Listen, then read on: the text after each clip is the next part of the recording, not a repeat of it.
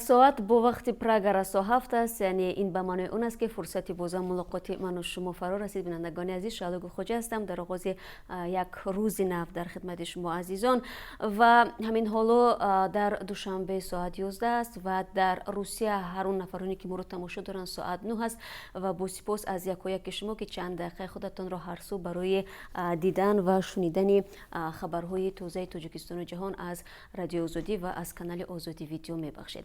خب من چون همیشه شروع میکنم از وضع باد و هوا در سه کشوری مهم. در پراگ پایتخت جمهوری چک هوای ما ابری است و پیشگویی می شود که در دوام روز حرارت به 13 درجه گرمی برسد، اگرچه حالا همگی 7 درجه را تشکیل میدهد.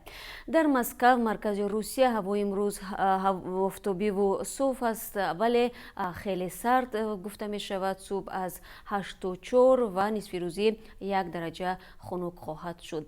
در دوشنبه پایتخت تاجیکستان هوای ابری در نظر است و گرمی 12 درجه رو نشان خواهد داد. اکنون رو میارم به خبرهایی که تا این لحظه گرد آوردیم و الان در دست دارم. وزیر خارجه آبی ازبکستان شوکت همرویف برای شرکت در مراسم به کار انداختن اگریگات اول نیروگاه برقی آبی روغن روز 16 نوامبر به تاجیکستان سفر میکند. با اطلاع منبع در حکومت تاجیکستان قرار است در مراسم به کار انداختن اگریگات اول با دعوت حکومت تاجیکستان اینچنین نمایندگان حکومت‌های کشورهای همسایه قزاقستان، قرقیزستان، ترکمنستان، افغانستان و پاکستان هم شرکت کنند. در برابر کشورهای عضو تحریک 3000 اینچنین دیپلمات‌های خارجی مستقر در تاجیکستان و نمایندگان مطبوعات اشتراک میکنند. انتظار می‌رود که اگریگات اول با اقتداری 100 مگاوات به کار انداخته شده در مجموع توان آن 600 مگاوات برق را تشکیل خواهد داد. بنیاد و به کار انداختن 5 اگریگات دیگری روغن تدریجا جریان میگیرد و سال 2019 اگریگات نوبتی به کار درآورده می شود. اقتدار عمومی نیروگاه روغن 3600 مگاوات بوده. در مجموع برای بنیاد آن 4 میلیارد دلار سرمایه ضرور می شود. حکومت تاجیکستان طوری شما هم میدانید بنیاد نیروگاه روغن را یک طرح مهم استراتژی مینامد و برای سرمایه گذاری آن از بودجه و از سرمایه گذاران خارجی مبلغ جلب می کند. کمیته حمایت از حقوق زنان در سازمان ملل به حکومت تاجیکستان توصیه داده است که به تجربه تشخیص بکارت قبل از ازدواج خاتمه بدهد، چون که آن یک نوع تبعیض زنان به حساب می رود. کمیته محو تبعیض و خشونت به ضد زنان روز 12 نوامبر با نشر خلاصه های خود درباره تدبیرهای حکومت تاجیکستان برای ریشه‌کن کردن زورآوری به ضد زنان گفت اصلاح کودکس عائله در سال 2016 که تشخیص طبی پیش از ازدواج را حتمی کرد، بنا به گزارش برای انجام دادن به اصلاح تشخیص بکارت استفاده می شود که این به خودکشی در میان زنان جوان مساعدت می کند. خلاصه و توصیه های کمیته چند روز بعد از آن نشر شد که هیئت حکومت تاجیکستان روز 31 اکتبر در حضور نمایندگان این کمیته گزارش داد که در 5 سال گذشته برای از بین بردن زورآوری به زن و بالا بردن مقام آن در جامعه چه کارهایی را انجام داده است. دیگر از توصیه های کمیته به تاجیکستان این است که آگاهی مردم را بالا برد که زن و مرد حقوق برابر دارند و یکی از دیگری کم نیست. به گفته سازمان ملل زورآوری به زن در تاجیکستان بسیار زیاد است و به حدی که 97% مردان و 72% زنان باور دارند که بانوان باید برای حفظ عائله ظلم و ستم شوهر را تحمل کنند. نمایندگان سازمان ملل همچنین مسئله زورآوری و خشونت به ضد زنان تنفروش در تاجیکستان را با مقامات در میان گذاشته. گفته است از گزارشات درباره آن نگران است که ماموران پلیس با این گروه زنان بدرفتاری میکنند، از آنها پول میستانند و میزنند و مجبور میکنند که از تشخیص طبی برای معلوم کردن بیماری نورسایی مسئولیت بدن و یا خود سپید بگذرند. نمایندگان سازمان ها همچنین به حکومت توصیه دادند که از روی اجرای برنامه های گوناگون به زنان تنفروش امکان بدهد که از این کارشان دست کشیده به منبع دیگری درآمد رو بیارند.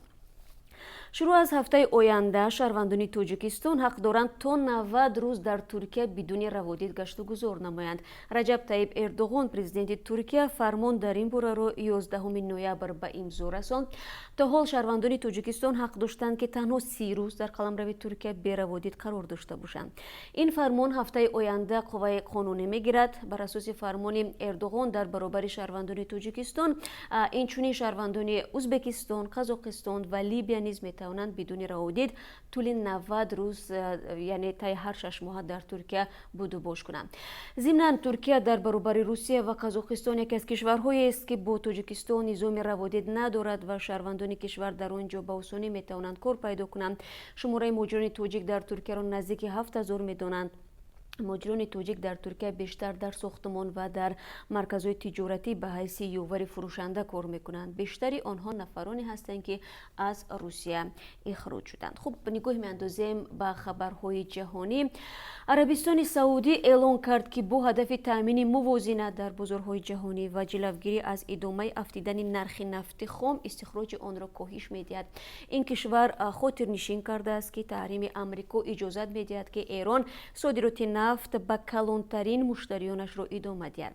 وزیر نفت عربستان سعودی خالد الفالیح میگوید تحریم آمریکا که 5 نوامبر شروع شد مقدار ناچیز نفت را از بازارها بیرون کرد. در عرفه تحریم عربستان سعودی استخراج روزانه نفت را تخمینا 1 میلیون بارل یا خود 1 میلیون بشکه افزایش داده است. پیش بینی میشد که با آغاز تحریم 2.5 میلیون بارل نفت ایران از بازارها اخراج می شود، ولی امریکا موافقت کرده است که هندوستان و چین تا ماه اپریل از ایران روزانه تا 1.8 میلیون بارل نفت خریداری نمایند. خلاص در دوام یک هفته اخیر نرخ نفت از $80 تا $71 برای یک بارل نفت پایین شده است. بر اثر سوختور در ایالت کالیفرنیا دست کم 31 نفر به هلاکت رسید. در این باره شبکه تلویزیونی NBC روز 12 نوامبر خبر داد. بیش از 200 ساکن محلی بینشان بوده. بیش از 25,000 نفر خانه‌های خود را ترک کردند. اکثر کشته شده ها در کناره‌های شهر پارادایس که آتش آن را تقریبا نابود کرد آشکار شدند. تعداد ساکنان این شهر 26,000 حساب شده است. علنگای آتش 6,000 خانه با شمول منزل‌های 177 چهره شناخته را نابود کرد. یکی از آنها هنرمند جرارد باتلر است که عکس خانه سوخته‌اش در مالیبو را نشر کرد. خانه کیم کارداشیان نیز در همین ناحیه با کمی آتش رفت و او گفت که برای با خود گرفتن جهاز ضروری و فرار همگی 1 ساعت وقت داشت. روز یکشنبه از برکت دیگر شدن سمت شمال علنگای آتش فرو نشست، اما مرکز آب و هواشناسی میگوید که سوختار هنوز در بخش‌های علاهیده ایالت امکان پذیر است. در کالیفرنیا 16 منبع آتش سوزی ثبت شد. مقامات سوختار کالیفرنیا را خرابی‌آور در تاریخ ایالت عنوان کردند. حامیان حقوق میگویند ناآرامی سیاسی، خشونت آشوبگران، کمبغلی و تعقیب دولتی باعث به آن شده است که در پاکستان یکی از نظام‌های ناکفایه تعلیم عمل می‌کند که کودکان زیادی را از تحصیل محروم نموده است. سازمان دیدبان حقوق بشر هیومن رایتس واچ که مستقر در ایما است در گزارش اخیر خود نوشته است که در دوام 3 سالی که از سمیت اسلو گذشته است میزان تعلیم و به ویژه تعلیم دختران در پاکستان بهبود نیافته است. سال 2015 در نشست سران کشورها در پایتخت نروژ نظام معارف پاکستان را یکی از بدترین ها عنوان داده بودند. گفته می شود که در این کشور بیش از 22 میلیون کودک به مکتب نمی رود. اکثریت مجبورند که برای پیشبرد روزگار عائله هایشان کار کنند. در گزارشی نابرابری جنسی نیز زیاد شده است که حال دختران را وزنین‌تر می‌کند و جمله مؤلفان کشتارهای ناموسی، تجاوز به ناموس، حمله با کسلت و خود ترشی و ازدواج‌های اجباری نورسان در پاکستان را تاکید کردند. خب بینندگان عزیز، سلام می‌فرستم بار دیگر به همه آنهایی که همین لحظه به ما پیوستند، به ما یعنی به آزادی ویدیو که کانال رادیو آزادی در یوتیوب است و همین حالا ما را تماشا دارند. تشکر میگم از همراهیتان و تشکر میگم برای اون سلام و پیام‌هایی که برای ما می‌فرستید. امیدوارم که در دوام این صحبت شما بازم سوال‌هایی که دارید با ما ارسال میکنید و فکر میکنم سوال‌هایی که واقعا هم برای نه تنها زندگی یک شما بلکه صدها و هزار نفران دیگر دخل دارند و من بازم در جریان روز تلاش خواهم کرد که به این سوال‌های شما پاسخ بگویم. و من برمیگردم به خبرهای تاجیکستان. یک ساکن شهر حصار رو برای نقض قانون تنظیم جریمه بستند. دستان کل تاجیکستان میگوید مومین قاسیموف ساکن شهر حصار که به هنگام برگزاری توی دخترش به زیاده روی و دعوت زیادی مهمانان راه داده است باید 5,000 جریمه پرداخت کند.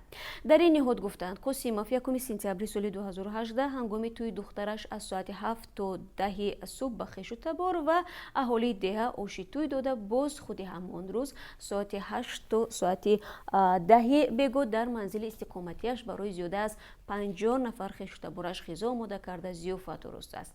قانون تنظیم رسم و آیین در تاجیکستان سال 2007 تصویب شد و هدف آن کم کردن خراجات توی سور و مراسم عزاداری برای مردم گفته می شود.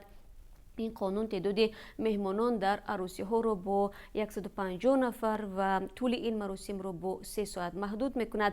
مقامات میگویند که این تدبیر به خاطر جلوگیری از خرچهای بیهوده و به قرض غوطیدن عائله های کم بضاعت که نمیخواهند از همسایه خود کم بیایند پیاده می شود. طبق این قانون زودروز باید تنها در حلقه خانواده تجلیل شود.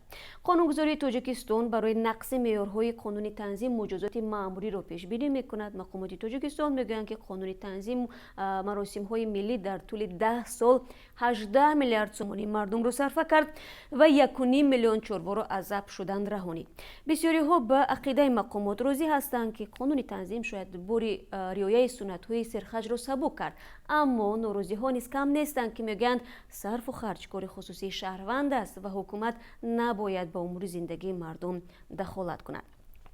خب می رویم به جنوب تاجیکستان. یک ساکن شهر کولوب زیر چرخ ماشین کارمند بازرسی دولتی اتومبیلی مانده و پس از انتقال یافتن به بیمارستان جان داده است.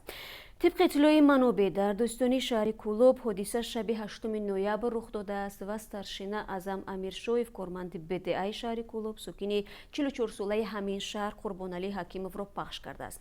با گفته منبع قربانعلی حکیموف ساعت‌های 8 تخمینا بگاه در نزد مسجد معروف به حاجی میرزا زیر چرخ ماشین کارمند بدعی مانده است. مقامات داستانی کولوب میگویند که حادثه را تحقیق دارند و جزئیات آن را دیرتر شرح خواهند داد. حالا اعظم امیرشویف به حیث عامل این صدمه بیانات داده است. خب این بار اول نیست که در منطقه کولوب با اشتراک کارمندان میلیسا و داستانی صدمه های مرگبار رخ میدهد، اما ساکنان میگویند که در بیشتر حالت چنین افراد از آب خشک میبرند و به جوابگری کشیده نمیشوند. پیش از این با اشتراک کاپیتان سید مومن اسلاموف مفتش صدمه های نقلیاتی شعبه کارهای داخلی کولوب و عزت الله شمس‌الله زاده مفتش پیشین داستانی نویه خوالینگ صدمه رخ داده بود که در نتیجه این دو صدمه 3 نفر جان باختند. اما مقامات داستانی بعد خلاصه تشخیص آن را عیب تکنیکی اعلام کرده این 2 نفر را از جوابگری آزاد نموده بودند. خب بینندگان عزیز، در این قسمتی صحبت رو میارم به سوالهایی که دیروز شما به هنگام پخش مستقیم از ما پرسیده بودید، یعنی از رادیو آزادی. چندی از شما درباره وضع فعلی در ولایت مختار کوهستانی بدخشان از ما سوال کردید. خب باید بگم که وضعیت فعلا در این ولایت آرام است. بعد اینکه هفته گذشته بیش از 100 نفر نزد حکومت شهر جمع آمده طلب کردند پاسگاه‌های داخل شهر بیرون برآورده شوند و اینچنین عاملان تیرپرانی در شب 4 نوامبر مجازات کردند. رهبریت ولایت وعده داد که این مسئله تیرپرانی را بررسی میکند و اما پاسگاه‌ها برداشته نمیشوند. ظاهرا با همین ساکنان به زندگی معمولی خود برگشتند، هرچند به گفته ساکنان ولایت بعد این اعتراض، یعنی سر از 6 نوامبر به این طرف دسترسی آنها به شبکه‌های اجتماعی نظیر وایبر و ایمو مسدود شده است و علاقه موبیلی نیز چندان خوب نیست. ضمن هفته گذشته امالی رحمان رئیس جمهوری تاجیکستان بعد تقریبا 2 ماه دیگر باره با مسئله وضع جنایتکاری در ولایت مختار کوهستان بدخشان به خصوص شهر خاروق برگشت. او 10 نوامبر هنگام تجلیل از روز ملیسا در دوشنبه گفت مبارزه با قاچاق مواد مخدر سیلو در خاروق و نویه‌های شغنان روشان به طلبات رو جوابگو نیست و از مقامات قدرتی کشور از جمله وزارت کارهای داخلی تاجیکستان خواست که مبارزه را در این زمینه شدیدتر کنند. خب یک سوال دیگری شما مربوط به آشوب در زندان شهر خوجند بود و شما خواستید که ما در این باره بیشتر صحبت کنیم. در مسئله روشنی انداختن به آشوب محبوسان در زندان 3 شهر خوجند و شماری کشته شدگان که خب شما چند نفر از کاربران از ما سوال کردید. دیروز ما در برنامه خبری این موضوع رو مطرح کردیم و هم گفتیم که طبق معلومات منابع نزدیک به تفتیشات رادیو آزادی در آشوب شب 7 نوامبر حدود 50 نفر هلاک شده است. از این میان 2 نفر کارمندان خود محبس و باقی مانده زندانیان هستند. ولیدان زندانیان کشته شده به همکاران ما شکایت داشتند که مقامات به آنها اجازه دیدن روی مرده فرزندانشان را ندادند. اکثر جسدهای زندانیان در شرایط پوشیده و بدون باز کردن کفن به خاک سپرده شدند. مراسم خاکسپاری تحت نظارت کارمندان پلیس صورت گرفته است. خب مقامات پلیس به بعضی خانواده‌های این زندانیان کشته شده گفتند فرزندانشان را به طرز مسلمانی شسته و کفن کرده در محبس جداگانه جنازه هم خوانده شده است و بنابراین حاجت به دوباره ادا کردن نماز جنازه نیست. خب از قسمت پاسخ دادن به سوالهای شما رو میاریم به یک بخش دیگر که هر روز ما در این باره برای شما میگوییم، یعنی قرب اسعار خارجی در بانک‌های تاجیکستان. طبق قرب معین کرده بانک ملی برای امروز $1 9 سومانی و 42 سومانی و 1 یورو 10 سومانی و 61 درهم را تشکیل میدهد. در همین حال قرب روبل روسی پایین آمده است، یعنی 1000 روبل با 139 سومانی و 10 درهم خرید و فروش می شود. خب بینندگان عزیز، این چند دقیقه بود که من با شما صحبت داشتم و با سپاس از یک و یک شما برای همراهی. فراموش نکنید بعد از 3 ساعت دیگر باز من همه شما رو در پخش مستقیم و با تقدیم سرخط خبرهای روز منتظر می شوم.